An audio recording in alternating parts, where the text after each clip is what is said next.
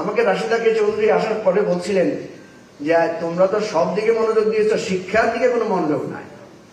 আমি বললাম যে আপা, আমরা তো আপাত মস্তকে একটা অশিক্ষিত জেনারেশন, তো আমরা শিক্ষার দিকে কিভাবে মনোযোগ দেব? এখন দেখেন, ঘুরে ফিরে আমিও কিন্তু সমস্যার কথাই বলছি। সমাধান কি? আমি লোকদেরকে জিজ্ঞেস করি কি লাগবে, আপনি কি চান? বলে একটা কম্বল চাই। কি চান? আমার স্কুলের টিন দরকার। কি চান? আমাদের রাস্তাটা ঠিক করা চাই। এগুলো সব ইউনিয়ন পরিষদের মেম্বার বা চেয়ারম্যানদের কাজ। এগুলো সব এমপিদের কাছে মানুষ চায়। এবং আমাদেরকে লোকেরা বলে মাথায় একটা টুপি দিয়ে মিটিং এ যাওয়ার সময়। ঠিক আছে? সুতরাং আমাকে রাশিদা কে চৌধুরী আসার পরে বলছিলেন যে তোমরা তো সব দিকে মনোযোগ দিয়েছো, শিক্ষার দিকে কোনো মনোযোগ নাই। আমি বললাম যে আপা, আমরা তো আপাত মস্তকে একটা অশিক্ষিত জেনারেশন, তো আমরা শিক্ষার দিকে কিভাবে মনোযোগ দেব? এখন দেখেন, ঘুরে ফিরে আমিও কিন্তু সমস্যার কথাই বলছি। সমাধান কি?